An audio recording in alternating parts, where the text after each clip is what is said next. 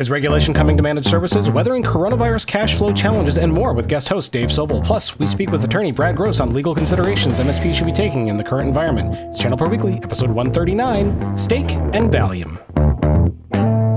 Hello, everyone. Welcome to ChannelPro Weekly, episode 139. My name is Matt Whitlock, technology editor, online director, and your host of this fine program aimed squarely at you. And who are you? Well, if you don't know you, I guess I'll tell you who you are, which is kind of weird. But you are the VARs, the MSPs, the IT resellers, the IT consultants. If you're doing things IT or tech related with other businesses, you are likely in the right place. Who else is in the right place? The man who needs no introduction, but what the hell, I'll go ahead and introduce him anyway. Executive editor, Rich Freeman. Hey there, folks.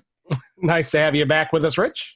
Yeah, great to be back. In fact, I've been looking forward to this, for days. Basically, I'm under stay-at-home orders right now. What else do I have to do? I couldn't wait for an opportunity to get on and chat with you guys.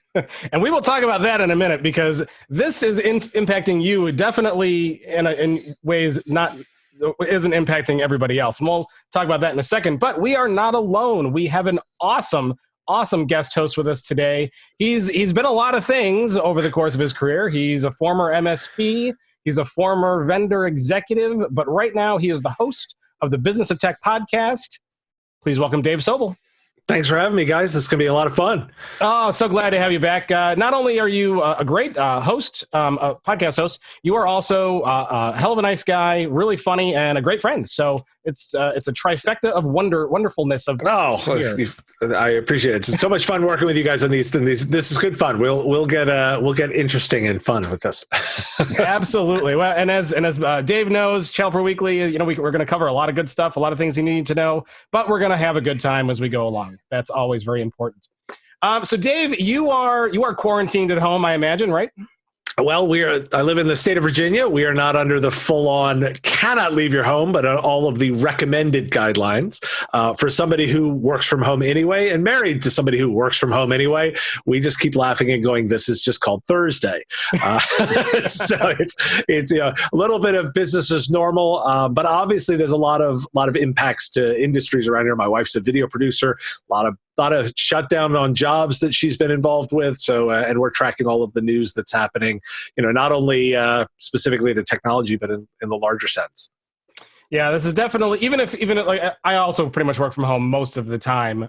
So this isn't overly impacting me, but it is impacting our audience specifically, which even if you're not directly impacted at your job, most likely the companies that you work with are going to be impacted, which will ultimately impact you. So this is a big boat of we're all in this together, and hopefully things work out well. Now, Rich, I know I'm usually here, but this has impacted you in an odd way, because you are usually not home for extended periods of time, because you travel for us just practically all the time. Well, it feels that way, but it's probably about like 50% of the time, something like that. So, and it's not just me. It's so hilarious. And Dave's probably seeing this too on Facebook. All the other people who are just continually on the conference circuit, we're all just, we're adjusting. We're adjusting psychologically, basically, to being in one place for this whole. And of course, for those of us who are in states that do have stay-at-home orders in effect, it's not just being in one city, right? It's like being in one place. It's definitely different. It's been a change. Social's a lot more active now with all of the road crews sitting in their home offices. It is. And I know Rich is starting to get desperate. He was looking at getting some airline seats, seats from an airplane, like in for his living room. So when he misses the feeling of flying, he can go and he can sit back in his airline chair with the tray table. Right. I was joking with the team here at ChannelPro about that I'm just jonesing for being uncomfortable in an airline seat. So I placed an order for one, and I do half my writing on planes ordinarily. So I might be more productive sitting in that thing. Rich, we can start making plane noises for you if it'll make you feel better. Yeah, you could run around, Rich, put your arms out like this. That would work. Yeah, it's, I know that this whole situation is, everyone is just adjusting and doing the best they can based on the circumstances we're at. And every state is kind of reacting a little differently. And I know, Dave, we got a story coming up later on in the show that we're going to talk about that's kind of related to managed services and the possibility of regulation, and we'll get to that. But as far as just the coronavirus is concerned, every state's a little different. Now, Rich is in Seattle. What orders are you under in Seattle right now? So it's actually probably pretty similar to what you're dealing with there in Illinois. We are under a stay-at-home order right now, and our governor didn't want to just say stay at home. He wanted to put a little spin on it. So we are following the guidelines defined in the Stay Home, Stay Healthy program, but it's basically just don't go out for anything non-essential. The grocery stores and the drugstores and the gas stations and doctors' offices in most cases are open for essential activities. You can go out. You're allowed to go jogging. You're allowed to go for a walk as long as you maintain the proper social distance. So it's the what's become the pretty standard set of guidelines that seemed they were invented in California, and everybody else has basically been rolling them out. Yeah, we were, I think, second, as soon as Illinois does whatever California does. So I know we were right after they announced their program, like a day after and we're in the similar thing, like you can go to the grocery store, but they don't want you to go out if you don't have to. And the doctor's office are open. My concern, though, is that we were never really ever designed to spend this much time with our kids and our wives. So this is just weird. Families shouldn't spend this much time together, Dave. I've been trying to focus on the positive of that. This means you get quality time with the people that you're most invested in. And I think you can look at it from different perspectives. And if you take that opportunity of, hey, you now have the opportunity to spend good quality time with people that often have a very busy schedule. There's lots of things you can do with that. If we were all on vacation in the evenings or at some resort, you take it from that perspective. Well, every evening you're with your closest loved ones for some period of time. You can take advantage of that, and I think that there are some positives to your perspective. Oh, there are some positives. I think the first week was quality time. We'll just have to see what week 7 looked like. Fair enough, but we have to be prepared for the long haul of it. So focused on the good things is the way. Now you are in Louisiana, correct? No, I'm Virginia based. So I'm in Virginia, and I'm in Virginia, Northern Virginia specifically. And the reason I always mention that is because I'm 10 miles from the Maryland border and 12 miles from the DC border. Meaning, so we actually. The region works as a collective whole across the 3 boundaries. So the nickname locally is the DMV, District, Maryland, and Virginia. That allows you to so we have coordination. So each of the laws are slightly different. The district is slightly more locked down than Virginia right now. Maryland is actually leading the way in some of those cases, but Virginia was one of the first states to close schools. So we've got a combination of 3 governments that are managing the whole area. Keeps things interesting for sure. yeah, that it does. That's definitely for sure. Yeah, I actually used to have you probably live right near where my sister used to live. She used to live kind of by Hagerstown. Are you in that neck of the woods? A little farther south from Hagerstown, because I'm obviously on the Virginia side of things, but that's within driving distance. I can let's say that, but that's kind of like that 4-state kind of area. Yeah, exactly. Yeah, mm-hmm. Yeah, very cool. So. And is it your area reacting? Traffic is way down. That's a nice perk for an area like ours. Obviously, we've got a lot of businesses impacted, but there's a lot of positive response to that. In terms of even local things like the breweries are now allowed to do local deliveries. That's a change they made rather quickly. There's some of the stores were doing some really interesting things. I was in a little boutique the other day, a small business that is moved to appointment only. That way you can go visit them. You can actually do a shopping experience, but it's by appointment. And so you come in and you have the space to yourself with the owner at an appropriate social distance. And he had provided gloves and or latex gloves, and he would let you peruse the stuff. And I made a couple of purchases to support a small business. It was a clever way of solving that problem, and I've been kind of buoyed by the fact that a lot of businesses are taking some really interesting approaches while things are needed to be written out. Yeah, a lot of creative ideas floating around on how to keep your businesses going and afloat. And It's an interesting time, that's for sure. So, Dave, for those who may not be familiar with you specifically or the podcast you do, why don't you tell us a little bit about you and your background? Sure. So I was a managed services provider for about a decade, running a business here in the DC metro area. I sold that business and then moved on over to the vendor side to learn more about delivering services in the channel. So I was, I worked at Level Platforms for a period of time. Then it was at GFI to Logic Now through SolarWinds. And I left there last year and said what I wanted to do really was provide insight on behalf of solution providers. And I launched the Business of Tech podcast, which is a daily 5-minute news and commentary show designed to be very focused, just things you need to know with an angle on why they matter for a services business in quick hit. So that's a program that I do every single day. It's on all the major podcast providers, so any podcatcher, so that you can quickly keep up to speed on what's going on. And I take a really broad look at technology services. So not just necessarily the same companies you may have heard for, but allow me to dive into areas around robotics or around drones or what some of the changes in delivery commerce mean for our industries. I'm really trying to focus thinking like an entrepreneur and where I see opportunity and bringing those insights to the show. Very, very cool. Well, great to have you here. We got a lot we're going to talk about today and a lot we're going to cover.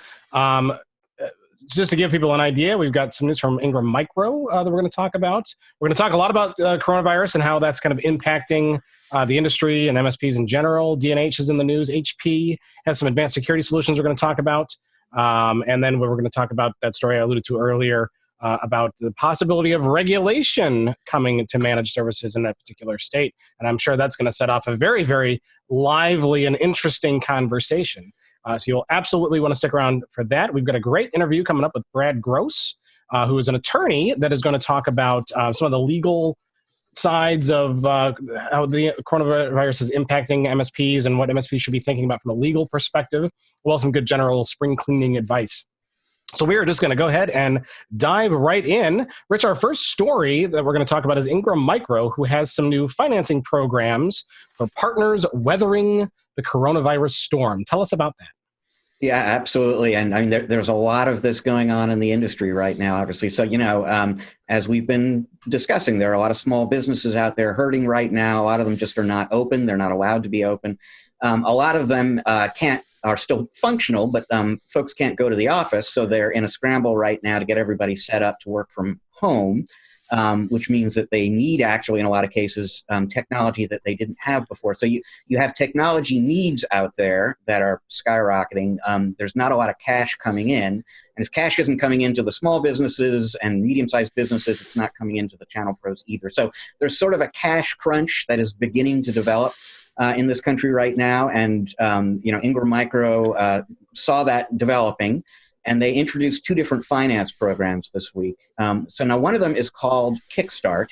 And Kickstart basically is they extended to all of their partners 45-day credit terms. So most partners, as I understand it, had 30-day terms before. Everybody gets 45-day terms now, a little bit longer time, to pay the money back. And then in connection with Kickstart as well, Ingram has pumped $110 million total of additional credit capacity into the channel in the U.S. and Canada. And basically, they did that in a targeted way. They went in there with business intelligence tools, and they were looking for partners in good standing who are maybe coming up against the edge of their credit limit right now. They gave those partners some additional credit capacity, $100 million in the U.S., $10 million in Canada as of right now. So that's the Kickstart program. That is permanent, I should say, by the way. It was motivated or inspired by the coronavirus situation that we're in right now. But they are not going to revoke the 45-day credit terms. If they have raised your credit line, it stays where it is after things go back to normal, as we all hope they do as soon as possible. There's another program they rolled out, though, and that is more of a temporary thing. They're calling that Future Funds. And what it basically allows an end user, an actual business owner, to do is make a technology purchase now and pay nothing but the interest costs on that for the first 6 months. So you're not paying for the product, you're just covering the interest of what is essentially a loan for 6 months. At the end of that 6 months, you have the option of either just buying the product outright or stepping into a more conventional 36-month kind of financing deal where you're paying both for the product itself and the interest. But obviously that is designed as a shorter term measure to make it possible for these companies out there that suddenly and desperately need lots of technology to buy that without necessarily tapping into increasingly scarce cash reserves. And I think the larger point here that the folks at Ingram emphasize that's worth emphasizing as well is this cash crunch is going to be an ongoing issue for a lot of partners for a lot of time. And Ingram really looks at its balance sheet, its borrowing power with third-party financiers. They really see themselves, and I'm sure the other big distributors feel the same way. They see themselves as a resource that a lot of MSPs and VARs out there are going to need to tap into in order to be able to just keep doing business. At Ingram in particular, they've been working for years on a variety of different finance programs that originally were designed to help partners get through what they refer to as the cash trough when you're transitioning from more of a traditional reseller model, selling hardware and software, to a recurring revenue as a service kind of model. There's this period there where you're building up a recurring revenue base, but you're still spending money. How do you get through that? And they've created all sorts of financing programs aimed at that particular issue. It just so happens we have a very different issue we're presented with right now that has made those same programs very relevant. And again, I'm sure the other distributors are thinking the other way, or the same way, excuse me, that we have financial capacity that a lot of our resellers don't, and they're really going to need to leverage that in the months ahead. Yeah, I mean, and this is, so I'm going to just dive in with comment real quick on this is look, I mean, any business owner that asked me, I would be making this statement because this is the approach I'm also taking myself is, look, cash is king right now. When you look at a situation like this, when you do not necessarily know the length of time, your responsibility as a business owner is to ensure continuity of operations based on an unknown circumstance. You plan for the worst and you hope for the best. And so take advantage of all of these programs, every single one. Check your ego at the door in terms of leveraging these programs. That's why they're being put into place. That is the responsible thing to do. You want to be understanding your cash flow. You want to be maximizing all of the programs now while they are gearing up and available, before things become problematic, before your business is in jeopardy, because that positions you to weather these kinds of things. But project out. None of us know how long this will go. We all hope it is short, but let's plan for a long extended period of time. Now, I've been diving into some of the advice that investment companies are giving to their investment portfolio companies to survive. And if you think about that, these are companies that have invested money and they want these companies to survive as long as possible. They are taking a very long-term 12 or 18-month horizon in the way that they're recommending their planning. The reason is, if they're wrong, great. Things recover faster. If they're right, however, you've executed on a plan that lets you go through that period of time. So, Rich, I'm kudos to the team at Ingram for moving fast and putting this into place. I consider them very much a leader on this, and I would encourage everybody in the solution provider community, start taking advantage of this and any of the other programs. And I mean, as far as other programs go, I'll say another resource that's out there is lots and lots of vendors have created free offers of one kind or another. So I mean, and particularly, this is not exclusively, but particularly vendors of remote work solutions, remote or the security solutions that are relevant in a remote work kind of situation. So financing is very much one way that you can help your end users transition to work at home kinds of arrangements right now. But you should also be keeping an eye on the opportunity to utilize various software solutions in particular at no charge, for the next few months. And we actually have a list. I mean, I've seen lots and lots of these offers. They keep kind of passing across my desk. So we've collected them in one place on the ChannelPro website. In fact, if you go to the ChannelProNetwork.com homepage right now, the very first thing you'll see in the main news column is a link to a list of resources that can help you get through the coronavirus situation. And I believe right up top on that list is that catalog, basically, of free offers that are out there right now. And that's another. And again, like you said, Dave, check your pride at the door. Yeah. You need it. The stuff is free. Go ahead and use it, because you will absolutely be benefiting your clients. Right, because look, your pride does not keep the lights on, and if you really are, you can do best by your customers, by your employees, by your communities, by staying in business, and that means planning. That this you're going to be potentially going through some turbulent times. The piece you can control is that plan to it, and look, as I say, if we're all horribly wrong and it resolves itself quickly, that's fantastic news. But if we've taken a pessimistic plan and we execute against it, that means we can ride this out. I do think, I will point out, technology companies are incredibly well positioned and are incredibly needed right now.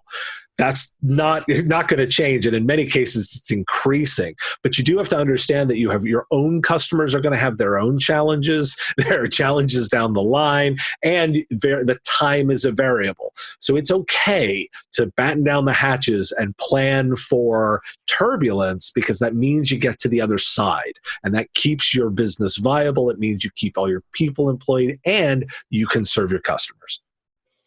Hope for the best, plan for the worst, right? That's a pretty old expression that we've heard a few times, but infinitely true in this particular case. Now, Rich, you said we've seen a lot of these types of offers and programs kind of flying around.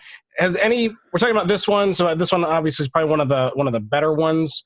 Are there any others that you'd like to point out that resellers should in particular look at? Well, there are no other very particular finance offers that I can point to. Now, we're going to talk in a moment about D&H, and they apparently may have some kind of credit-related initiative coming up. They're not talking about, but it's the hints that were dropped suggest they may have something coming. But they basically said, you don't have to wait for that. And in fact, if we do it, it'll really be supplemental to what is our kind of preferred approach in the situation anyway, which is just to talk to our partners and figure out what they're, on a case-by-case basis, figure out what they need and find a way to meet that need. So you don't necessarily, if financing is something you're concerned about or something that you require, you don't necessarily have to wait for your distributor of choice to come to you with a program. Now is a great time to just pick up the phone and call your rep and basically say, here's the situation I'm in, or here's the situation my customer is in. What can you do to help me out with this? Yeah, absolutely. Now, you mentioned D&H. Let's go ahead and transition to that story. So they are hustling to connect resellers with suppliers. What does that mean, Rich? This is sort of, for me anyway, just a really interesting behind-the-scenes glimpse of how this whole scenario we're in is affecting one particular kind of business. So we've been writing at ChannelPro and continue to do so about how MSPs and VARs are coping with the situation, how their clients are dealing with it, very well or less well. So here's a little look at how a distributor, how D&H is kind of dealing with the situation. This is all based on a conversation I had yesterday with Dan Schwab, who's one of the co-presidents of D&H.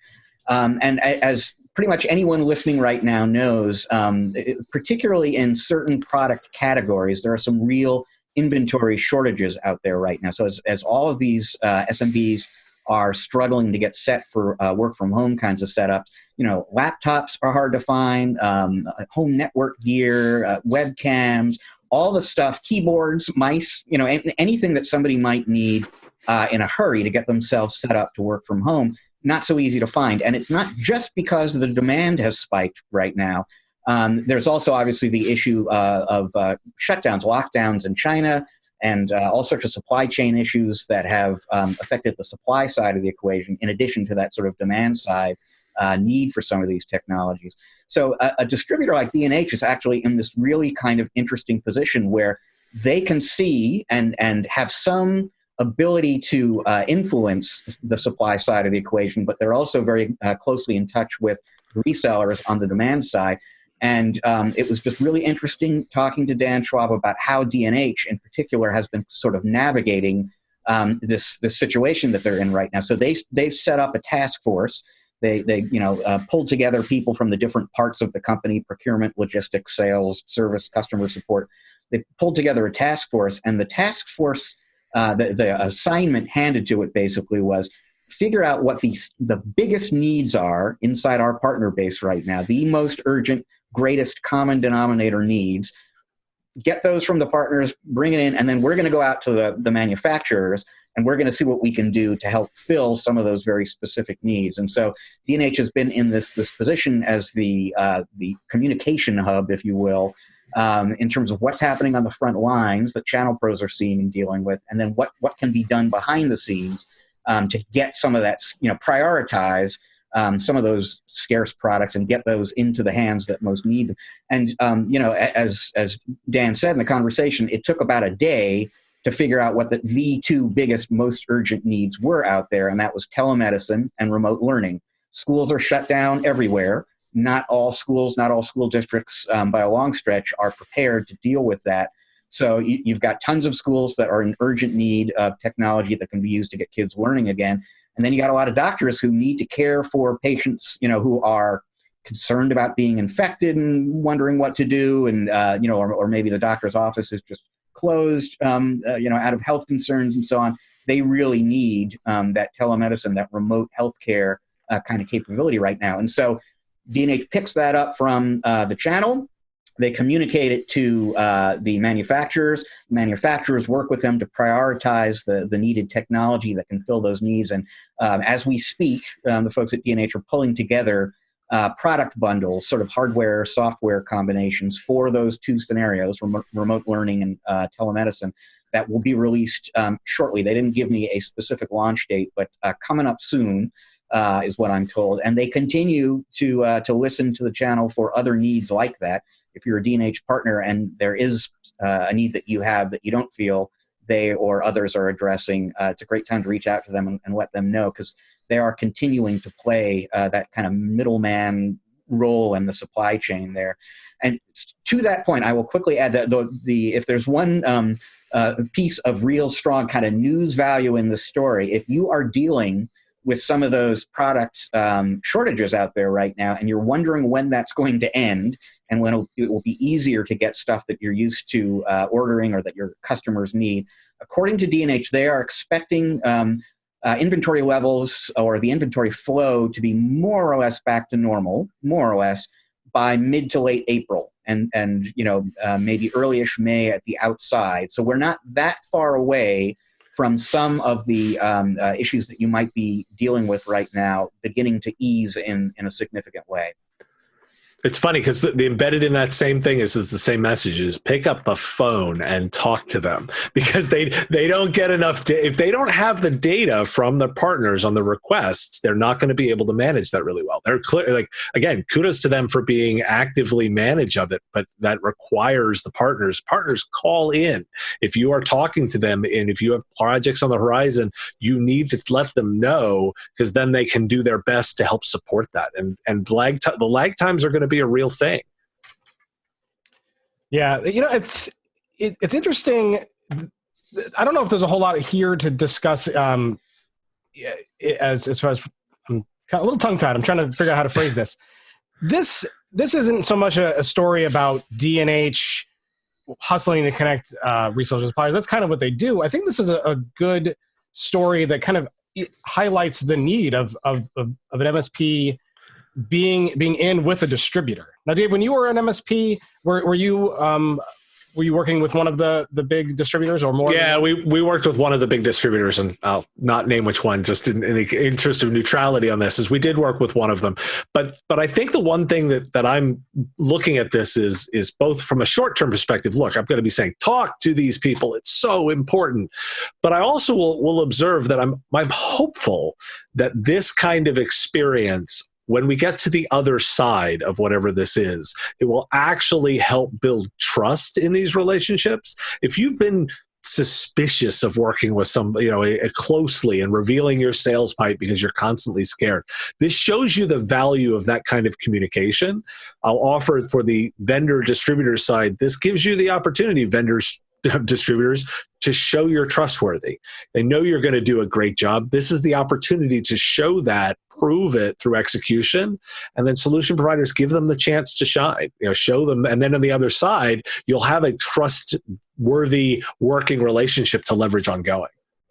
Yeah, absolutely. Rich, anything else to say about D&H? No. I guess I'll just point out that as we record this podcast, they're actually conducting an online event right now. Today was the day that they were supposed to do what used to be called the West Coast Technology Show in Southern California. They've kind of rebranded their whole event series, but obviously doing that in person isn't an option anymore. So they moved it online, and that right there is sort of an illustration of how agile a lot of vendors, a lot of distributors have had to be in terms of making some, in many cases, significant shifts very, very quickly.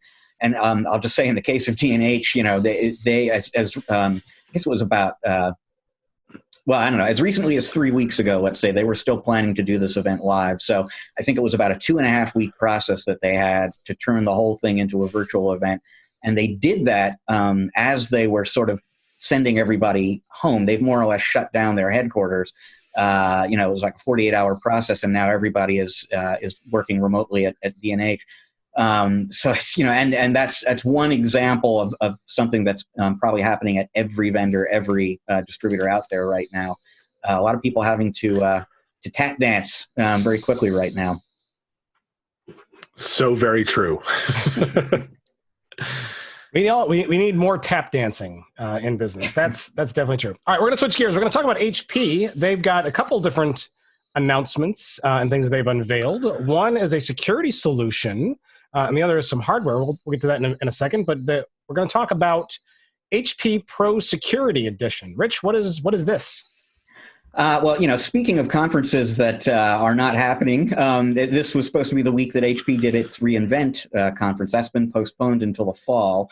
But that, the news that they were going to announce there broke this week anyway, as you would expect it to. And on the security side of that, they have indeed introduced a new security product called HP Pro Security Edition.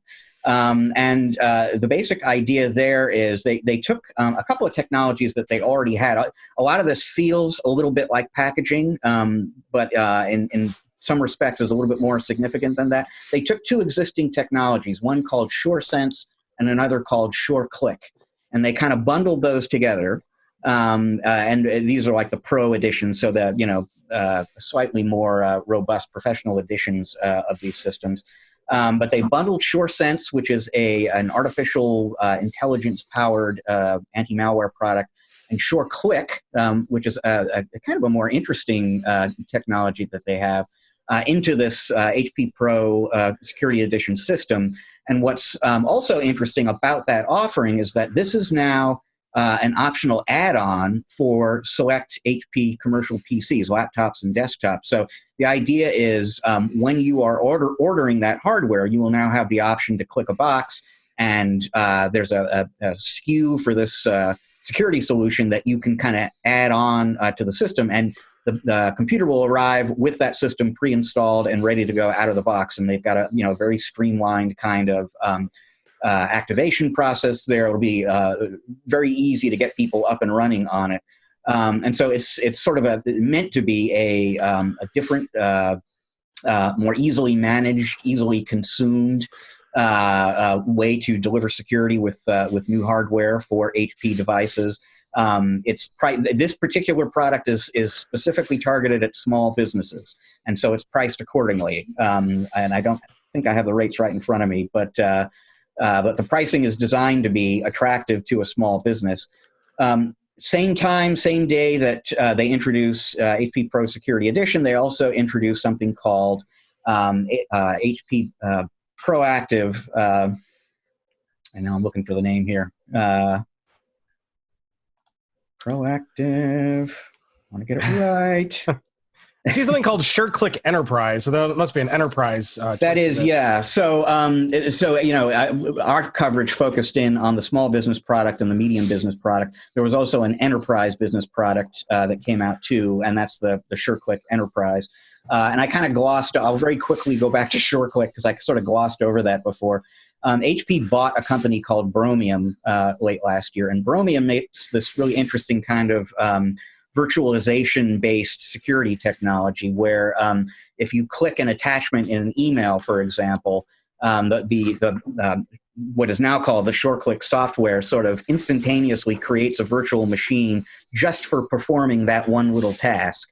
And the idea is if there's something dangerous about that task, you've isolated it within this kind of virtual holding box. And, and they just kind of keep doing it every time you take an action, do something on your computer. They keep spinning up these little virtual machines. They call them disposable virtual machines because they're up and running when you need them. As soon as you're not performing that task anymore, they go away. It's all very quick. It's not like there's a lot of performance impact and so on. And it sort of isolates. It's hardware-based isolation, as they call it. It isolates what could be potentially dangerous from the rest of the system. So the medium business products that I was alluding to there before essentially takes the same pieces that you would find in the small business HP Pro Security Edition product and adds in an outsourced managed security service where they're doing some monitoring for you with that system, along with some threat intelligence and predictive analytics through their Threat Pulse platform. So somewhat more sophisticated, somewhat more robust in terms of capability, also a little bit higher from a cost standpoint, but designed for medium businesses. So what do you think, Dave? Are you you think that this would be a good solution for MSPs working with small business? Well, I'm going to start with a general broader statement and say kudos to HP for continuing on releases even with what's going on. And I'm going to make a broader statement to any of the vendors. It's like, look, keep your plans going on product releases, on new innovations. I would encourage them that it is okay to share that news and actually a good thing, because when we talk about keeping business going, it's this. Now, to the specific point of, I like anything that's going to be bundling security technologies for small business. It's actually more important now with the pivot to remote working because you've got these distributed environments to manage. I would encourage anybody to be looking at these new offerings, obviously with a quick coda of the look. I know maybe you're slammed with project work as you do conversion, to remote work from home, but that will dry up quickly. That will be finished, and then you're working in the new norm. Continue to invest in these. Security technologies are actually even more necessary because you have less control over the environments with what you're managing now. And so I would say, this is great timing. Good, like HP lucked out and doing a rollout like that. And then I would encourage people to be looking for these new solutions because you need them right now. I also wanted to point out one other thing that Rich didn't say too is SureClick Pro is free for a while anyway, right? Rich, how does the pricing on this work? And that's a little bit different, but that's coming very soon. So, there are also, as we were talking, there are all sorts of free offers out there coming from different companies. HP is planning to make SureClick Pro available for free starting very soon. Let me see if I can get the... And that's part of this bundle, right? But not the whole bundle. Correct. Okay. And I'm looking to see how long that they're planning to do that. So Dave, while he's looking that up, I'm noticing a lot of new security technologies being built that involve app task process virtualization within the host OS. At some point, it seems like let me get your opinion. Why isn't this just built into the OS? Why do we have to tack on these extra things to make this happen? Yeah, great question, isn't it? Admittedly, some of that stuff is, and we're specifically talking about Windows. Apple might make an argument that they have some of that already built in, some of their gatekeeper technology and stuff that's in Mac OS. We could make the same statement for iOS in terms of the way that's architecturally done versus the way Android is done.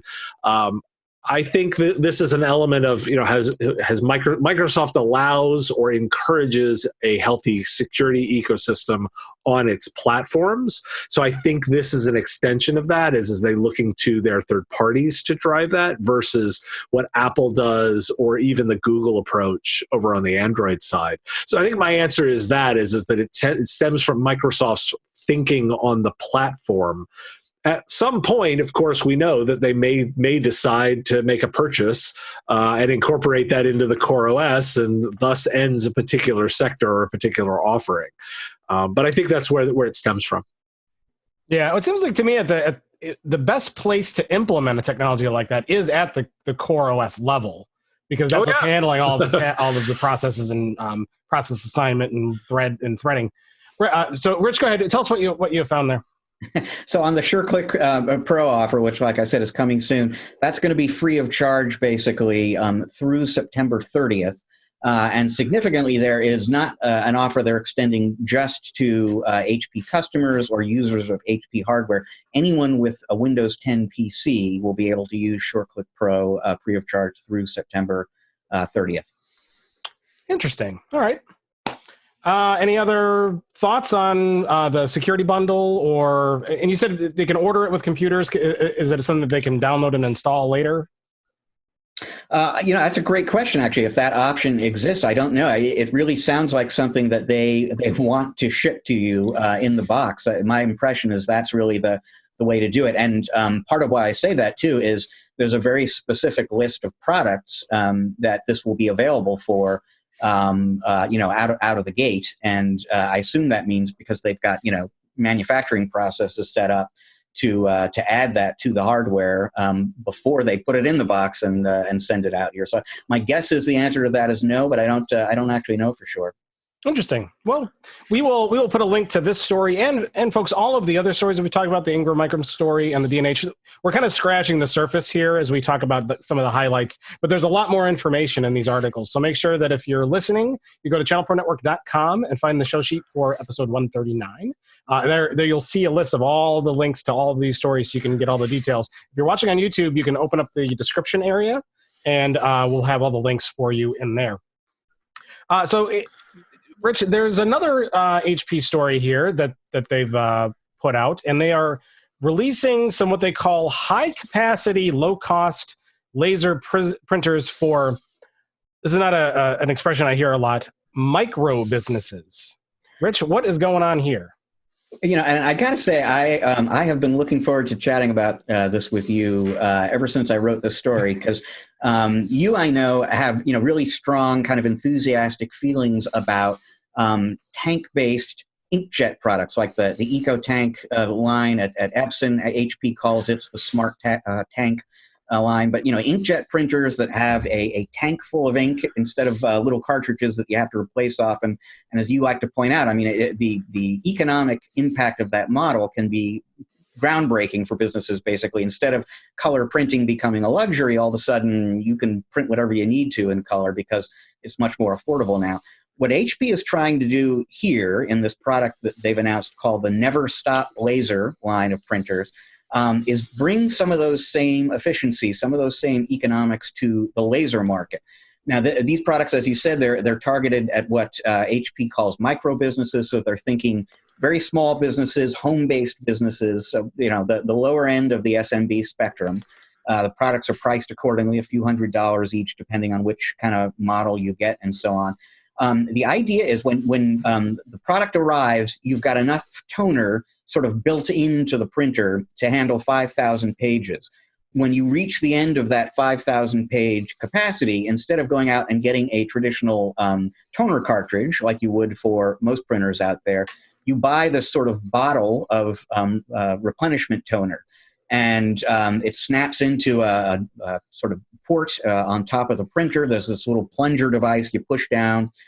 Toner gets transferred from the tank into the printer, and you've now replenished the toner supply inside the printer. The drum that would normally be included, the print drum that would normally be included in the cartridge, is actually built into the printer itself. It has a 20,000 page capacity. You're not looking to replace that all that often. It's really just about putting more toner into the tank. And you can do that 2,500 pages at a time for $16.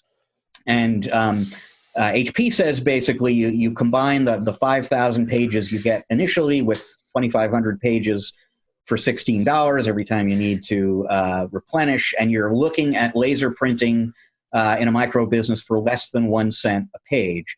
So the idea is really to just kind of introduce groundbreaking economics for laser printing for companies that do a fair amount of black and white printing. You know, if color isn't, and these are all black and white devices, they're all mono devices. If you don't need to do a lot of color printing, but you do generate a fair amount of pages, here's a product you can do that with very cost effectively. I'll quickly point out it integrates as well with an app that HP has that allows you to kind of set it up very quickly, do remote printing, do electronic faxing, order toner. If you need one of those $16 refill kits, you can do that straight out of the app. So there are tools that have been designed to make this very easy to use from an end user standpoint. But the interesting thing about it to me is the sort of market theory basically around this idea that if we make it cheaper to put toner in the laser printer, it sort of changes the formula in terms of who uses, among smaller businesses, who does or doesn't use laser printing. Yes. Dave, I'm going to go to you first. There are lots of things that I want to say about this. Knock yourself out. But I'm going to go to you first.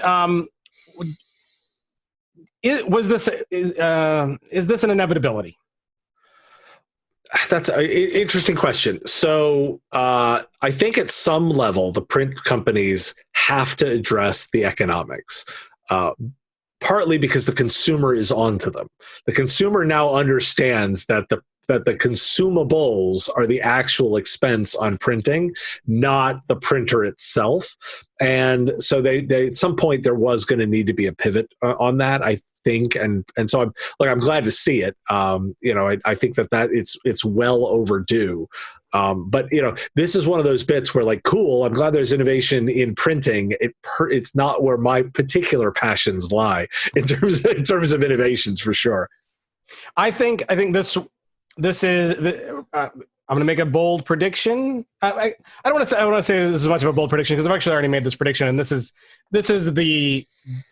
that prediction coming to fruition, which is the end of the razor and blade model in printing. Okay.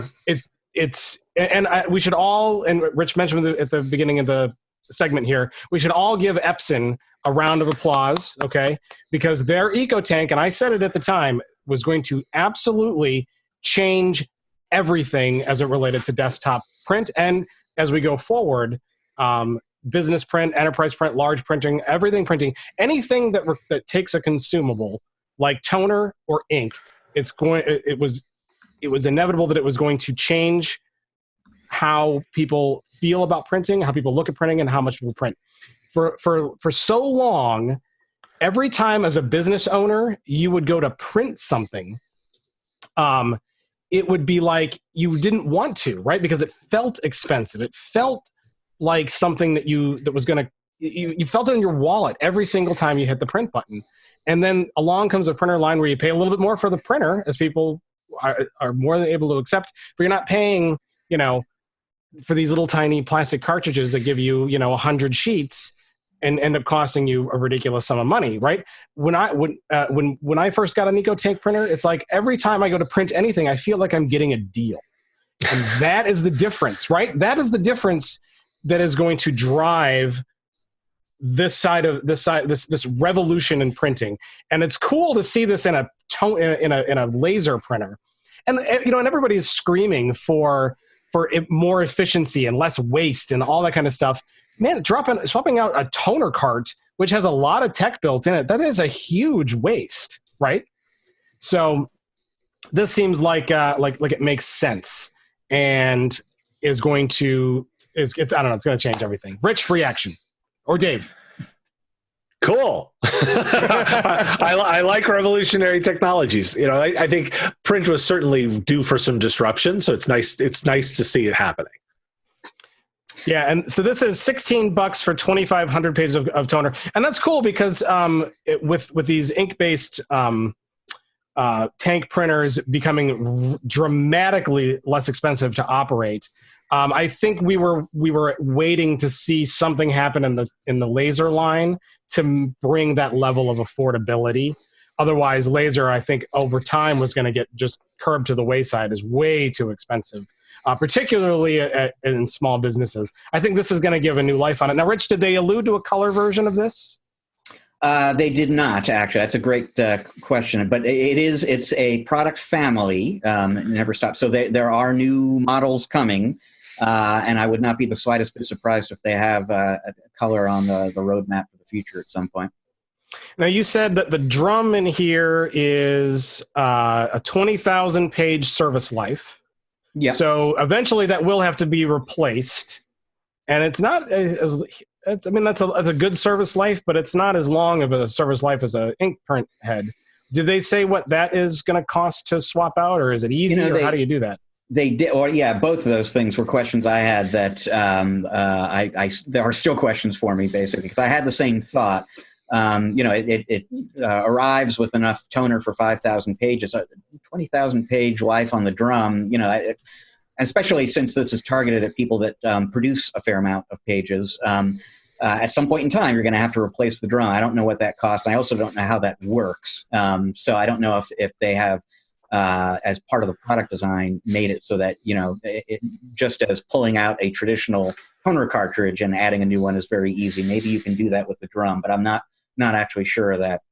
Yeah, we'll have to see. But very, very cool to see. I know we're kind of running a little long. We got a lot more to cover, so we're going to stop here. But absolutely go and check this out. If you really need a black and white laser, I would encourage you to look at a model like this, where you can get the consumable at a far, far lower price than the traditional toner cart model. We are going to switch gears here, and we've got a story coming up about regulation.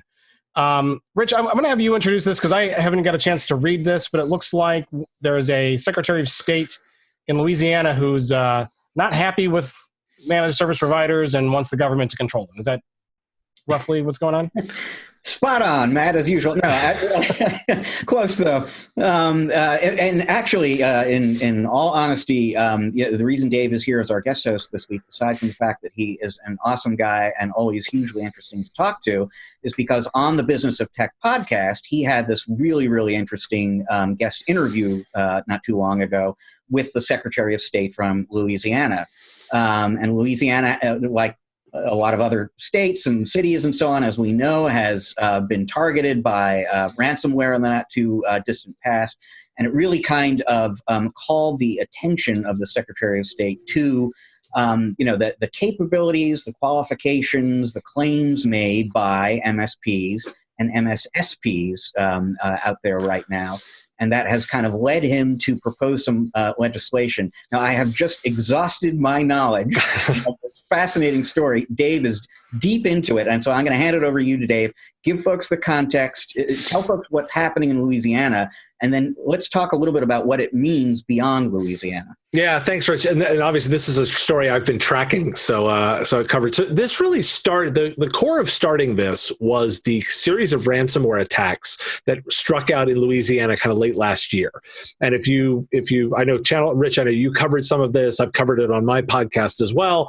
A number of different local municipalities were all hit by ransomware.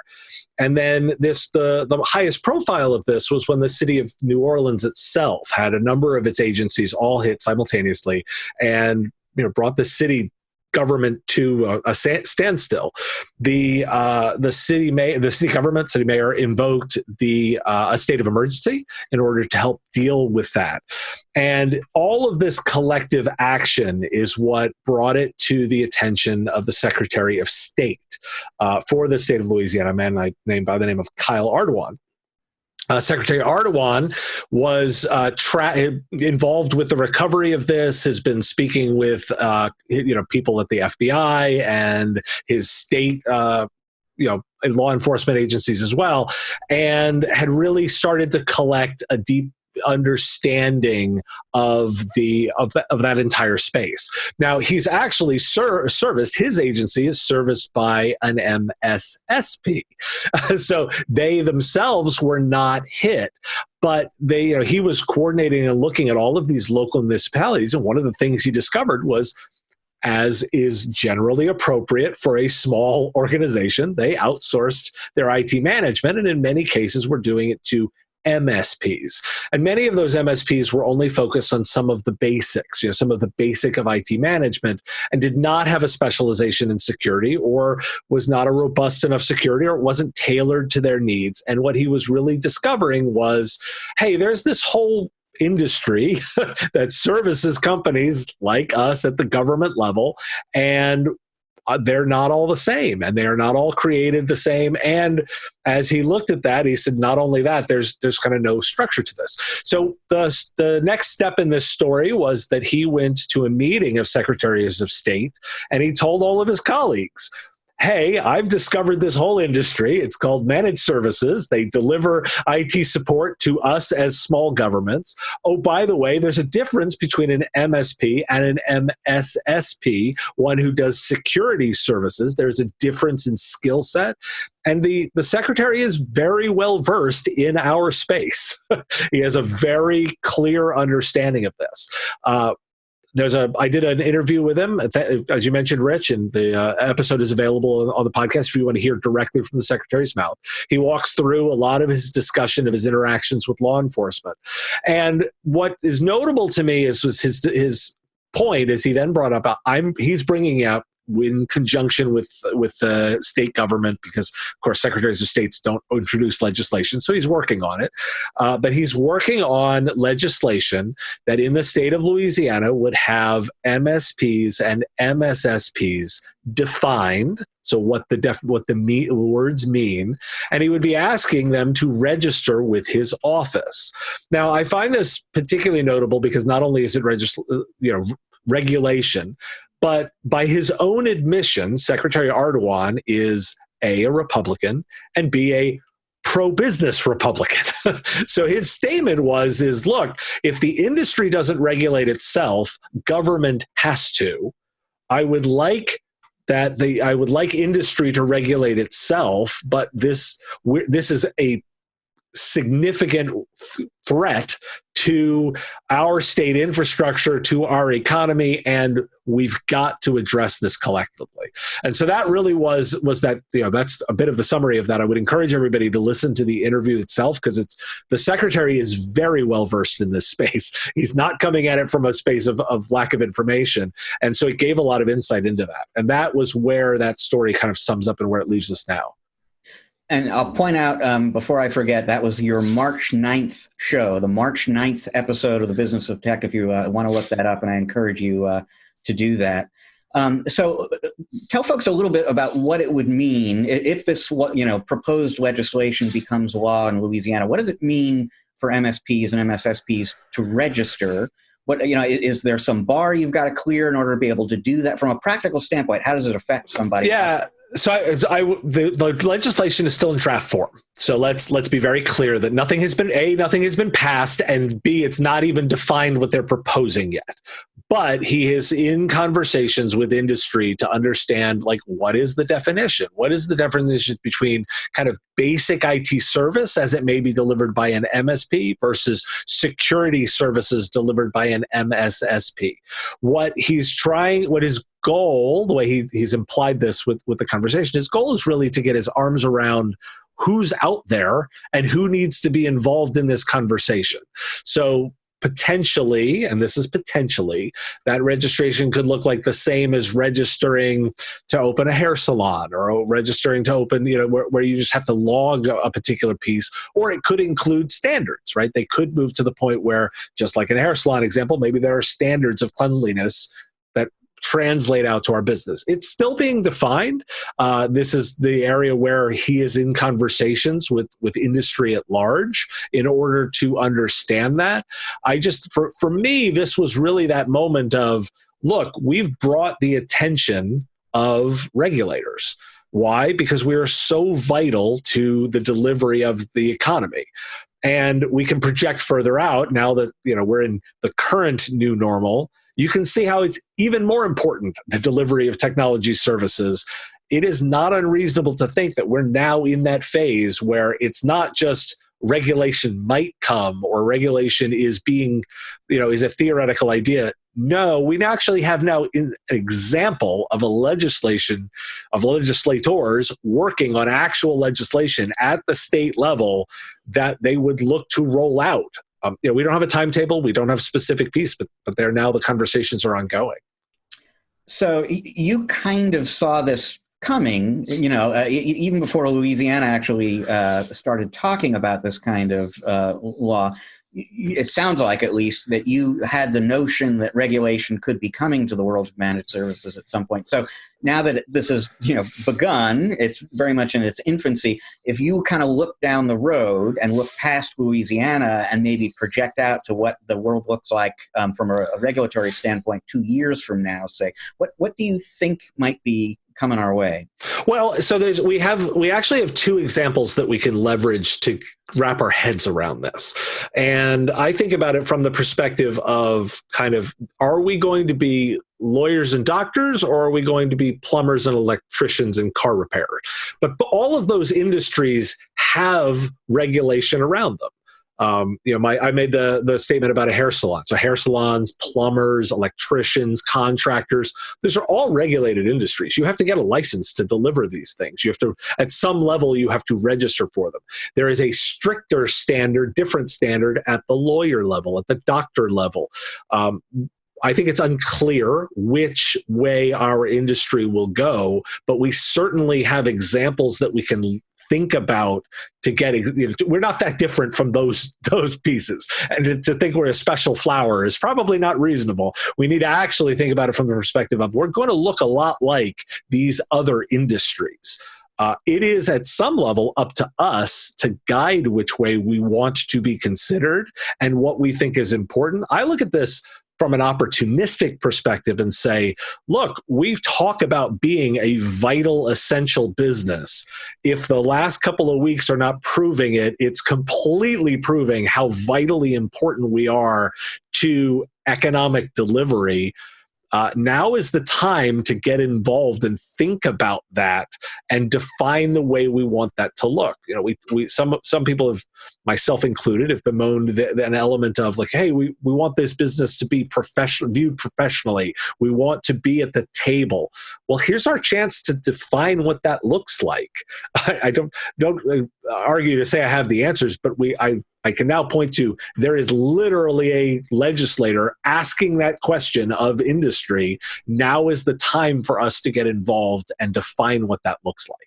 And I think that's a really, really critical point. And I'm glad we're getting a chance really to emphasize that. If you look at the history of the legal profession, the medical profession, the professionalization process, if you will, for those fields happened late in the 19th century, and it was done on a voluntary basis by the doctors and lawyers themselves. So I mean, in those days, anyone could hang up a shingle and say, I'm a lawyer or I'm a doctor, and this was a problem for people who actually had training and were good at what they did, because all these cranks and quacks and so on were, right, besmirching the good name of the people who really knew what they were doing. And it's a similar story right now, some folks would say, in managed services. Anyone can call themselves an MSP.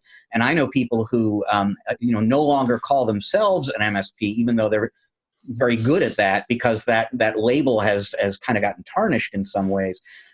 So the MSP world is very much in a similar situation where it pays for people who know what they're doing, maybe, to think about professionalization and to come up with and to do it without the government.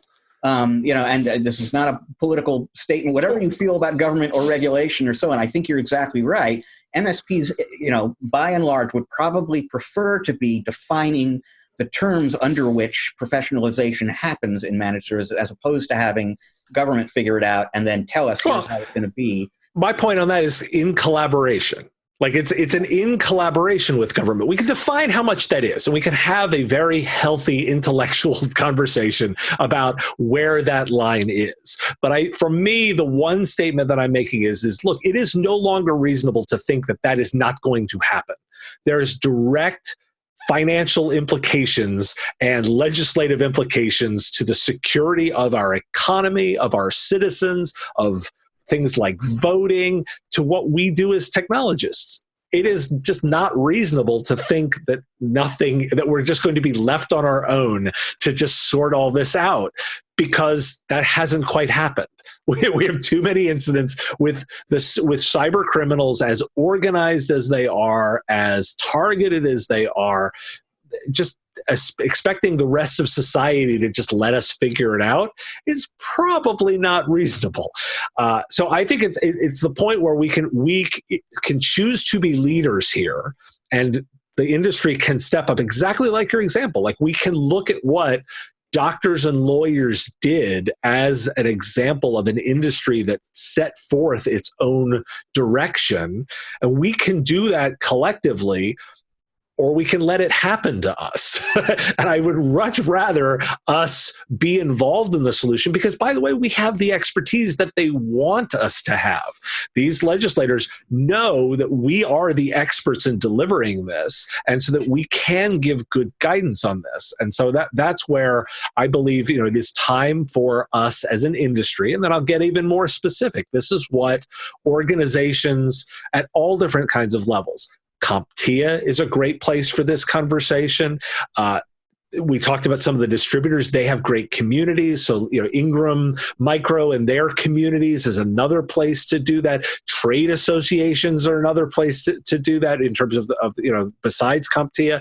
We can do it at a peer group level. We can get involved. You can get involved at a local level. If an individual organization can work with, here's the example, right? If you're in Louisiana, we now know who the legislator is who's working on this. He listened to the interview. He actively wants to have conversations with industry. That's a good thing. Let's take advantage of that and get involved. Yeah, some might say that as soon as government started really relying on third-party IT service providers outside of government, regulation was inevitable. Yeah, exactly. Right. Yeah, I agree. And I think it's going to just continue on. We are going to take a quick break, because we talked about how, certain professions like doctors and lawyers regulated them, or are now kind of regulated. Well, we have one of those coming up, a lawyer, in fact, who is going to talk about some legal spring cleaning, and also kind of talk about the coronavirus's impact on MSPs and what MSPs should be looking at from a legal perspective when adjusting their businesses and working with their customers. So stick around for that. We will be right back.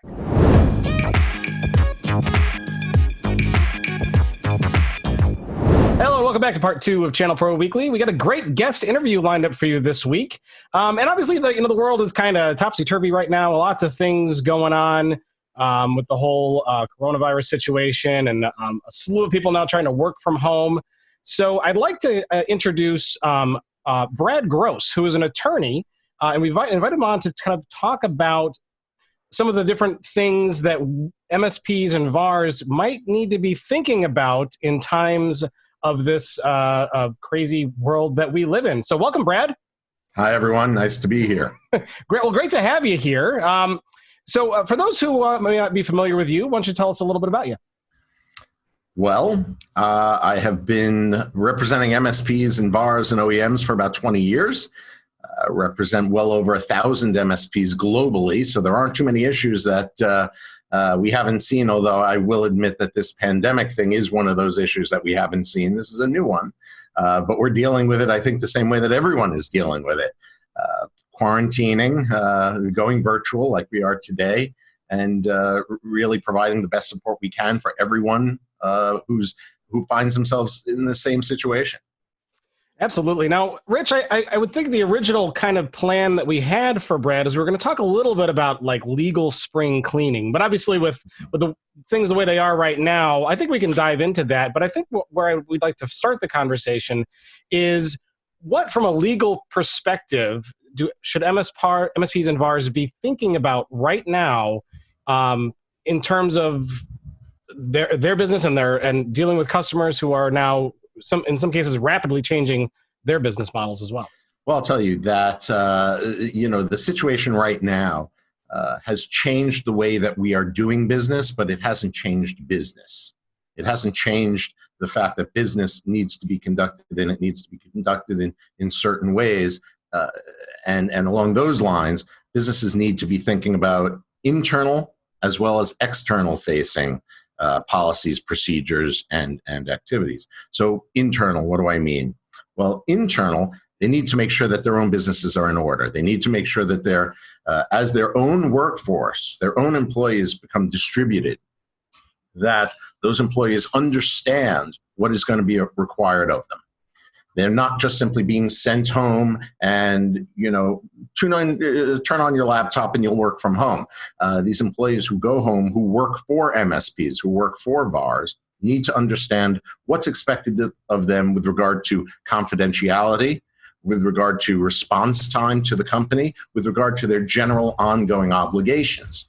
So along those lines, companies right now, MSPs, VARs, and so forth, should be issuing to their employees documents, affirmations that lay out the expectations, all of the expectations that they expect from their employees, because business needs to continue, and it needs to continue in an efficient and stable way.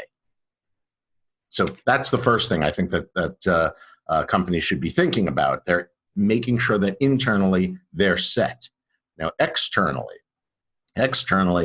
I think the best way to describe this would be to talk about an experience that I just had a few days ago when my air conditioning unit went out. The air conditioning guy shows up to the door, charges God knows how much to replace everything, and he did. And as he's walking away, I said, you have a pretty good business. Even in these times, you're going to be busy. And he looked at me and he said, we're not a luxury. We're a necessity. Well, I could tell you that MSPs are not luxuries. They are necessities. And business needs to continue, and they should view themselves as necessities. Along those lines, what they need to do is to manage the expectations that they have with their customers, because they are necessities and they're going to be called on to do things they've never done before, right? We're not just talking about monitoring or remote management or BDR and so on. We are now talking about MSPs stepping into the fray of companies that say our workforce is now being distributed. Our sales force is home. Our customer service people, they're all working from home. Help us, MSP. See, MSPs are a necessity now, maybe more than ever. So MSPs now have to expand the scope of what they're covering and what they do. They may now have to explore and expand their scopes of work to include helping people become distributed, helping them work remotely. It's an entirely different animal than the scope of work or the agreement they may have had with their customer when their customer was working in one central location. So times have changed, and the agreements and the statements of work and the scopes of those statements of work all have to change. This is the kind of thing that we do all day long. We're doing more of it than ever, and it's really something that every MSP needs to think seriously about. Hey, so Brad, I've got a quick question for you. So that's great advice from a generalist perspective. But if you're an MSP or a VAR who's focused on a particularly impacted vertical, so for example, dental is highly impacted right now because a lot of those have had to close operations. If you're focused on retail, if you're focused on hospitality, there's a lot of these verticals that are heavily impacted right now. Right. If you're a solution provider, a VAR, MSP, whatever that's servicing that, are there additional things that you should be thinking about in dealing with those? Because yeah, you're a necessity, but you're also now dealing with impacted customers. No doubt. So Dave, you're right. I think that what those types of MSPs need to do, those vertical centered MSPs, they need to reach out to their customers and find out what their customers' needs are. And I'll tell you why. Whenever we're dealing with a vertical, there are the known knowns, right? And then there are the known unknowns, right? There are things we know a dentist's office might always need to have, and if they're going to distribute the network or even shut down for a while, there are certain vulnerabilities, there are certain assets that need to be protected and so on. Okay. Then there's the unknown, right? The unknown. We know there are things we don't know. And the only way to really discover what those are is to reach out to that particular vertical and say, listen, we know all about you if you were operating as is. I want to know over the next 2 weeks what you're going to be doing. Well, we're going to be shutting down. Okay. When you start to ramp up, what will keep you up at night? What will keep you up at night? I have some ideas, but I need to know, because you know your business best, what's going to keep you up at night? Well, I'm going to have, I don't know, whatever it might be, orders coming in, SKUs have to be kept track of, molds and mouths and so forth. And the MSP really needs to take notice of that, and then custom draft statements of work, custom draft agreements that relate to those needs. Because the generalist, the general, we're going to provide a service to you, you're going to pay us, isn't going to fly. Even if it did fly legally, you're still going to mismanage expectations. And I think that when these specialists, these verticals come back online or come back towards what used to be normal, they're going to have expectations that they want fulfilled. And it's the MSP's job to set those expectations in advance. It can only be done by reaching out and talking to the people, talk to that client. So Brad, let's take that step back and look at this just a little bit more from a generalist perspective, because you were talking about, in the scenario you just described there, customers in specific verticals with very new needs. Even before that, though, you were kind of talking about how MSPs are going to be supporting their customers in new ways that probably weren't anticipated when those MSPs drafted their master services agreement or their SLA. So, should the folks who are listening to this right now be taking a look at their SLA, look at their master services agreement, making amendments to those that are maybe related to or specific to the situation we're in right now, and bringing those to their customers, regardless of what verticals they're in? Most definitely. These SLAs, these statements of work, were written in times when no one expected what we have today. Okay. And so they very well might work under most normal circumstances. We're not under normal circumstances anymore. I think that every business, every MSP needs to now do what I will just simply call a coronavirus audit. They need to sit down and say, what is expected of us under our current contracts? Okay? What might be expected of us given the new circumstance that we're under? Then they have to speak with their clients and find out where things are going to change and what the needs are. And all of that has to be merged together to create new documents. You don't have to start all over from scratch, right? You might have a master agreement that still holds true, but the deliverable, the statement of work, the deliverable, the service description, it's going to be different. It has to be different by definition. Nobody is operating the same way they used to. So if they're not operating in the same manner, then your statements of work need to accommodate that. So you need to conduct an audit. You need to take a look at where you are right now from a contract perspective, where things are from your perspective, talk to your clients, your customers, see what they need, and then you have to come up with a brand new statement of work. If it's done correctly, you can manage expectations currently, you can manage future expectations. And as part of this podcast, we'd be happy to have a free consult with any MSP. If they mention this podcast, give us a ring. We'll talk to you about what to do and how to go about doing it. Just mention this podcast. Your phone is going to blow up, Brad. I'll just let you. There are a lot of people with a lot of questions right now. So, if we were to maybe dive into, there's a specific example that comes to mind as you talk about that. You can easily imagine an SLA an MSP might have in place right now that says, if you have an issue that requires us to dispatch somebody to your office, we will be there within X hours. And X hours is now, we ain't coming because we're not supposed to, we're not supposed to be there. So, that's like a very specific example of the kind of thing somebody might need to make clear with the customer. We need to change that and get that in writing. What are the risks? So first of all, if there are any other examples like that come to mind, let us know, specific things for people to be thinking about.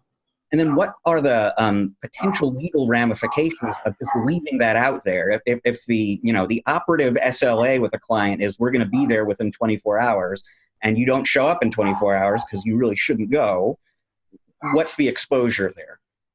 All right. So you have a couple of different issues going on, right? You have the issues of what contractual promises have you made and can they be kept? right? That's the first one.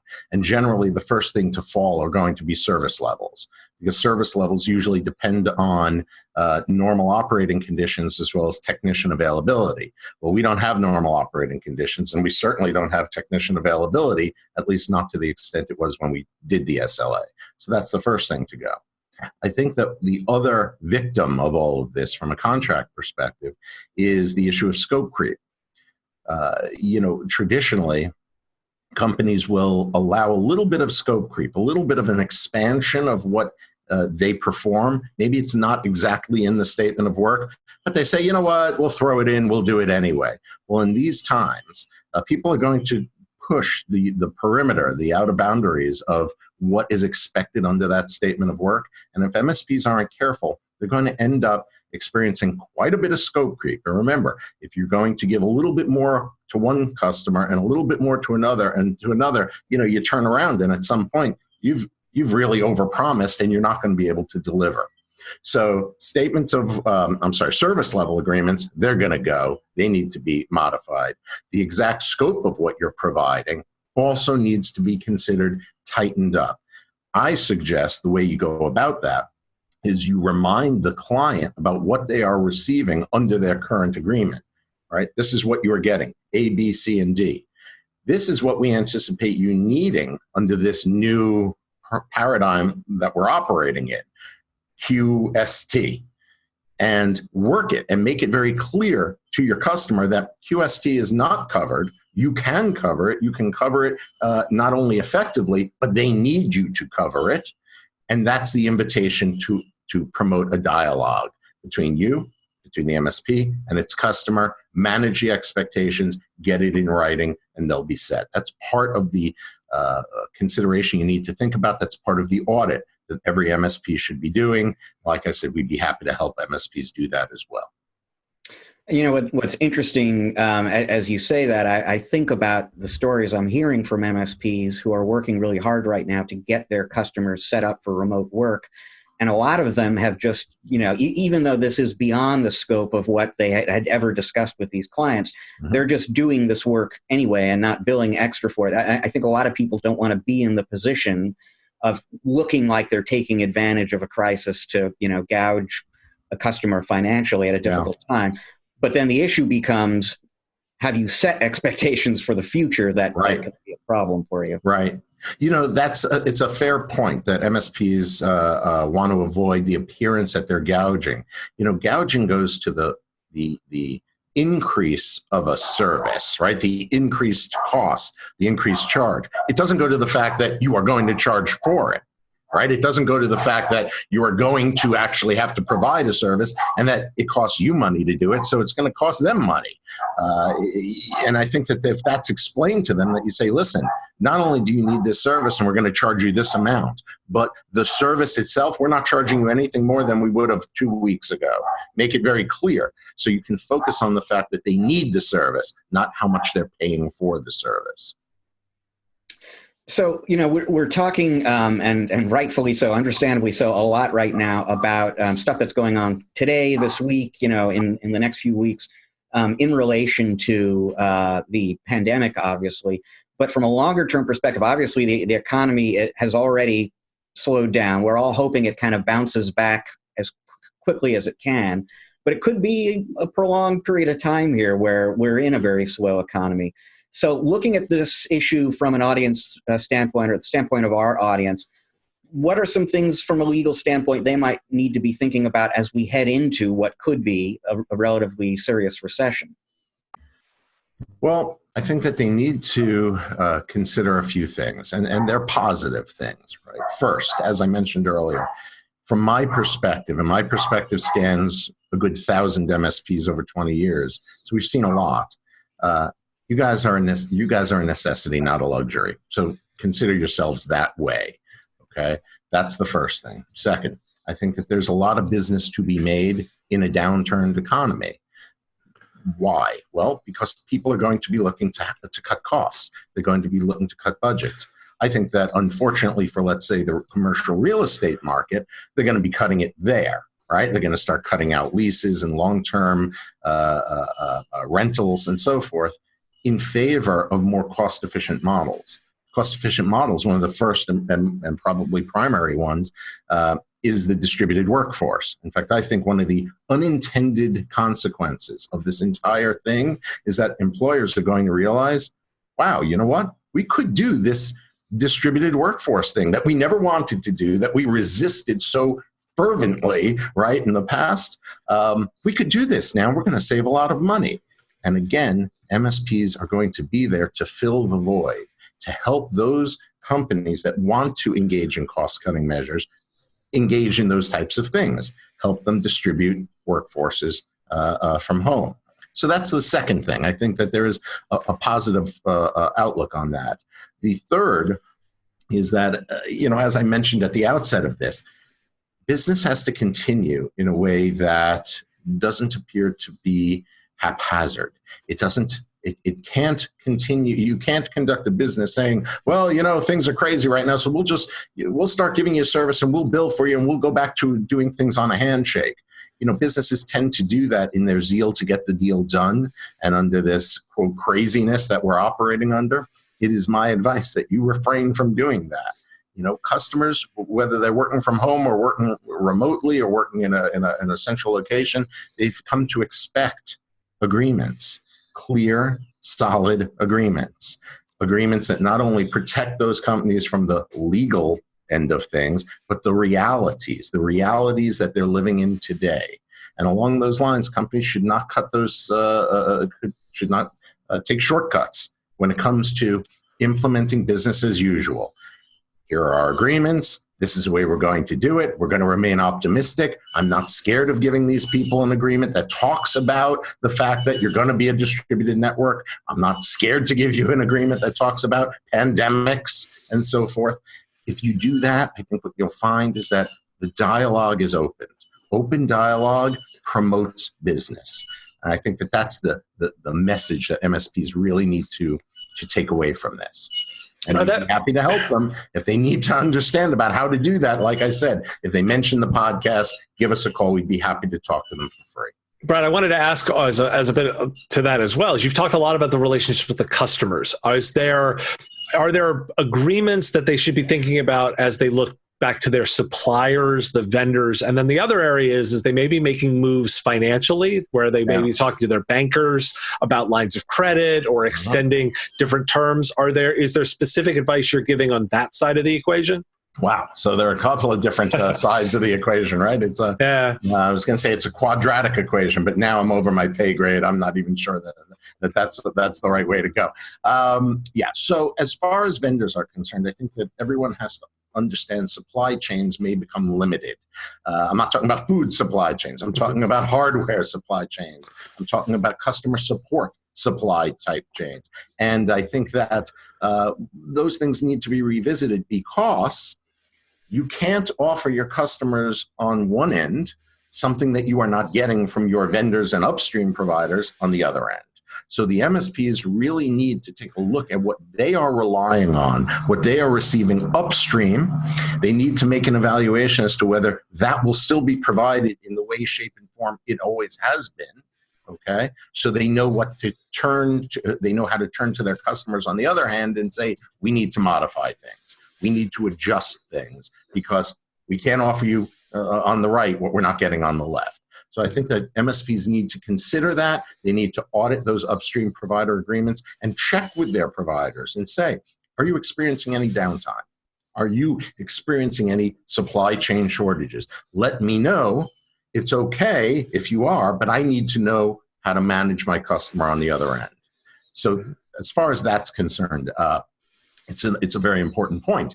And Dave, as far as the other point about banks and lending and so on, look, there are a lot of programs out there for small businesses. States have them. The SBA, the federal loan program, is up and running, and they just this morning passed $2 trillion program, which I know includes business loans and short-term and long-term loans to businesses. So I think that every business right now would be well advised to take the government up on that. It's not very often that you're offered low-cost or no-cost loans, interest-free loans, and so on. Even the government is sort of implying that there's a chance we might forgive those loans. We might actually give them to you, and then if you use them for your business to keep your payroll going and so forth, we may forgive them. Maybe they won't, but maybe they will. I think it behooves every MSP out there right now, if they think they're going to have some financial issue, to look into those loans right now, because they've become available, they're out there, and they're resources for MSPs. Give us a call. We can help you locate them. But a lot of your listeners and your viewers might already know about them. They should take advantage of them. Mm-hmm. And anytime you're doing any kind of deal, it's always really important to remind people that you shouldn't do anything crazy. You shouldn't do anything on a handshake, like you said, Brad, primarily because the CDC says no handshakes right now. Not a good idea. Not good. Do it on an elbow strike. Elbow bumps are the new handshakes, right? Mm-hmm. So I want to pivot back to one other question that I had, and we'll probably have to end on this one. So everyone has been quarantined and inside, and no doubt everyone's gotten a jump on their spring cleaning. I know we have here for sure. So I'd like to take a couple minutes to talk about just in general, the MSP and their VAR, the general business day to day. They also need to do kind of a legal spring cleaning just in general to kind of make sure that all of their affairs are in order. What are some of the different things that they should be doing? Well, you're right. I think that now that things are different, people are spending less time in the office, which means theoretically they are losing all that commuting time. They have more time during the day. This is not a bad time for MSPs to look internally and say, what do I need to shore up here? What do I need to shore up? And I'll tell you along those lines, in my view, there are 5 categories, what I call the foundational 5. There are 5 categories of things that every MSP needs to have. And these things, not only do MSPs need to have these things, but these things need to be done correctly. Well, the first category is the thing I preach all the time, which is a good master service agreement. That becomes your constitution. That is the document that governs everything you do. Everything, RMM, BDR, block of hours, I don't really care what you're doing. It's going to govern everything you do. The next category of things that you need to have are statements of work. Statements of work are deliverable documents. If your statement of work begins with, this is a contract between, then it's not a statement of work. If your statement of work is attached to your MSA, then it's not good. You have a category, MSA. You have a category, statements of work. They need to be handled differently, and statements of work need to be done in a way to properly manage expectations of your customers, which is what we've been talking about for the past, half hour or so. Third category, governing documents. All of these MSPs, all of your viewers, all of your listeners, they're companies. They are companies. They need to be treating themselves like companies. If they are an LLC, they need an operating agreement. If they are an Inc., right, an S Corp, C Corp, they need to have a shareholders agreement. These are the documents that every company needs to have, if for no other reason than to tell your partners, to tell your directors what they should be doing and what they can't be doing, and what happens if, right? What happens if one of your partners gets hit by a bus tomorrow? What happens if he or she wants to sell all of her ownership interest? These are the documents that are going to guide you. So big companies have them. You should be treating yourself like a big company, regardless of your size. Fourth category. You hear the dog barking. I apologize for being outside. But that dog really doesn't like you, Brad. No, it really doesn't. Every single time you start talking. I'm thinking it's true. I'm thinking about taking like a Valium and putting in a steak and tossing it off the patio. But, one of the downsides of working from home, I guess, you could tell that this is live and we actually are working from home. Fourth category is employment agreements and employee handbooks, right? If you have a staff, well, they shouldn't be working on a handshake any more so than you would expect your customers to sign up with you on a handshake, right? So you want your employees to be bound to employment agreements, and you want your company guided by employment policies. That should be an employee handbook. Last category of things, subcontractor and independent contractor agreements. Virtually every MSP either has independent contractors or subcontracts some of its work. That should not be done on a handshake. Never should be done on a handshake. Because remember, just because you have delegated the task to a third party doesn't mean you're not responsible as an MSP. So it's the foundational 5 that everybody right now should be thinking about getting. And if they don't have it, they need to have it. MSA, SOW, governing documents, employment-related documents, and independent/subcontractor-related agreements. Those are the foundational 5. Every MSP needs them. If you don't have them, or if you have some or not all, well, then give us a call and mention this podcast, and we'll talk to you about what you need and how you could go about getting them. But that's really the spring cleaning that every MSP should be doing right now. Great advice. Absolutely great advice. And I think we're going to have to wrap up there. So, Brad, thank you so much for being on today to talk about all of these different kind of legal things that people should be thinking about during this time, and just in general around this time of year. You said many times to have people give you a call. Can you tell us your website, your phone number, where to find you? Sure, I appreciate that. Thank you. Thanks, Matt. It is, you can reach out to us by phone at 954-217-6225, 954-217-6225, or info@bradleygross.com. My name, bradleygross.com. Be happy to, like I said, mention the podcast. We'll give you a free consult. We'll talk about your needs, review your documents if you need. We'll do a coronavirus audit for you, and we'll get you in good shape. There's really no reason for MSPs to experience much of a downturn, if at all, in this economy. This is the time they're going to shine, and they should.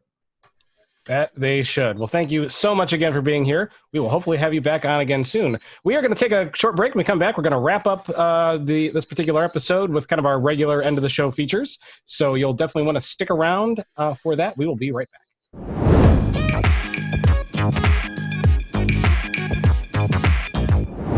Hey, and we're back with ChannelPro Weekly's Part 3, where we kind of look at the regular show features that we do here at the end of the show. We got a museum pick, tech pick, and Rich will kind of tell us about what has been and what will be.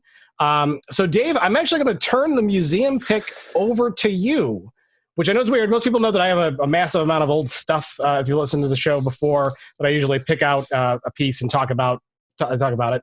But Dave has some interesting historical pieces behind him that I see in the background. Dave, can you go and grab the Power Glove and sure talk a little bit about that? Sure. So my office, anybody who's caught any of my web streams, I have my home studio here, and I just recently did renovations of it, and I took time to make sure that the back wall includes some of my own museum pieces. And I have more than isn't on display. I'm sure Matt just like you. But the one that in particular that we're talking about is my Nintendo Power Glove. It's a more recent addition to it. So anybody who isn't familiar, it's an early motion control device for the original Nintendo Entertainment System. So this is mid-'80s. Most people would know it from the movie The Wizard, as it was very prominently featured in that particular movie. Mm-hmm. You would put the controller on as a glove, looks super cool, doesn't work very well. Notably does not work very well. Requires this incredible contraption you put around the CRT, around your old school monitor in order to catch all the movements. And it's just not that great because the technology was just not quite there. But it does have the advantage of looking super cool. It does look very cool. And there's an interesting storied history about the Power Glove that Dave may or may not even be aware of, but it's actually kind of a technological recreation of a business class product that was created at the time, based off of the patented optical flex sensor, which was patented by Tom Zimmerman. And he built something that was called the VPL Data Glove. And he had a few different versions as he went through history. with that particular invention. And that was actually a highly precise, highly high resolution business class glove that allowed users to kind of operate things virtually with their fingers. And it was a really cool technology. So here, Dave, go ahead and talk so people can get a closer look. Yeah, so I've got it on my webcam so people can take a quick look. I'll make sure they get the angle right on this. It's got the wired controller that plugs into the original Nintendo. It has the controls from a classic Nintendo Entertainment System, that familiar D-pad, as well as the controls. You're supposed to be able to do the same thing with flexing and moving, and a long cable off of it that also works. This is a working one, as all of the stuff in my museum is. It's all been restored and works correctly. Although this one I don't use, I mostly just keep it on the shelf because it does look pretty cool. Who would want to use that thing? It really didn't work very well for video gaming. But the history behind, I'm not going to draw on about the history of it. What I would recommend people do is to learn how they took this $2,000-ish high precision glove and how they re-engineered it. Some developers at Abrams Entertainment completely re-engineered how it worked with very low cost components to be able to sell it as a toy at retail. And it's a fascinating story. There's one I'll recommend. If you go to YouTube and you type in The Gaming Historian, it's a great series that I watch. Norman Caruso does those. He has one on the Power Glove with a lot of history. Very, very interesting. I highly encourage everybody go and check that out. As far as the tech pick, we are really running short on time. We're going to skip the tech pick. So go check out the history of the Power Glove. We'll have a tech pick back for you next week. Rich, please look into your crystal ball and tell us what happened and what might happen. Well, in terms of what happened, in addition to the other things we've been talking about in the podcast here, what you want to do is check out our weekly In Case You Missed It post, which appears every Friday on ChannelProNetwork.com. It's by ChannelPro's own James Gaskin. This week he's going to be talking about some new actionable alerts functionality that got added by LionGuard to their automated documentation platform, a new tool from Atera for rolling out remote workforce technology. How timely is that right now? Some new Office 365 security functionality for Kaspersky. Again, pretty timely for people in remote work scenarios right now. They've added protection for SharePoint and Teams. And as you know, there really isn't a lot going on in the sports world right now, but does that slow down the gambling world? No, not at all. Some people have to bet on something if they can't bet on sports. James will be looking at some of the prop bets and other gambling opportunities Las Vegas is filling the void with right now. Looking ahead to next week, obviously not much happening on the conference front, and I can only drop hints about what might be happening in the news world that we know about here. I'll just say there's a security partner program story that might be coming up here you might want to kind of take a look at. There is an interesting sort of security managed services integration story coming up too, so we'll talk about that in the next episode. Fantastic. I bet online poker is going crazy right now. Because that and eNASCAR. There was if you didn't catch it, the eNASCAR races on the weekend were highly successful. They had almost nearly 100,000 users over the 2-hour viewers over the 2-hour broadcast. But if you're in tech and missed out the fact that a Windows update caused one of the drivers to crash into the wall, you're missing out. That's awesome. Yeah, sports is definitely a big thing that's been weird right now. I know everybody, we've talked about them on the show before, but I follow the Rockford Ice Hogs as a season ticket holder, but all their games are suspended. So I know they're trying to do stuff to keep people interested. So I know they teamed up with the San Jose Barracuda, and they had their front office play their other front office in a game of NHL 20. So it was the Ice Hogs versus the Barracuda, but in EA's NHL 20 on the Xbox or PlayStation, and they broadcast that on Twitch, which was kind of fun. The Washington Capitals are broadcasting their games in simulation, but with the actual announcers. It's great fun. I would have loved for it to actually be announced by the guy who does the announcements. You can catch them at the Caps are doing them with the actual announcers calling the video game. It's quite funny. This is bizarre time. This is like the Twilight Zone time that we're going to be looking back on down the road. So, Dave, I want to thank you so much for being here with us and guest hosting. A lot of great insights that you shared. A lot of cool stuff for people who want to follow you on the social networks and the Twitters and and your MSP podcast, where can they find you? Easiest way to find all of the links is at mspradio.com. There's a subscribe link for the daily podcast, as well as links for Facebook, LinkedIn, Twitter, all of the places that I keep all of my social communications. And I love hearing from listeners, so that's a way to get involved. And if you're interested in the behind-the-scenes stuff, that's on my Patreon at patreon.com/mspradio.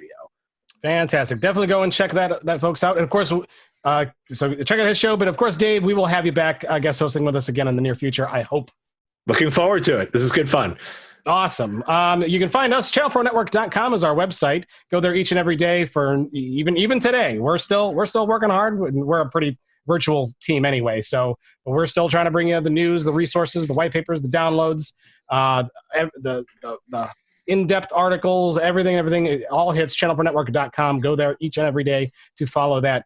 If you want to subscribe to Channel Pro Weekly, that's what I recommend you do. If you're watching on YouTube, hit the red subscribe button and the bell for notifications, so that way you can keep track of us here. If you'd like to subscribe to the audio version, so you can listen in on the go anywhere you are, the audio version, we're on iTunes Podcasts, Google Podcasts. We're on anywhere and everywhere you can imagine where podcasts are aggregated. So go subscribe there and follow us. And we are Channel Pro Network on Facebook.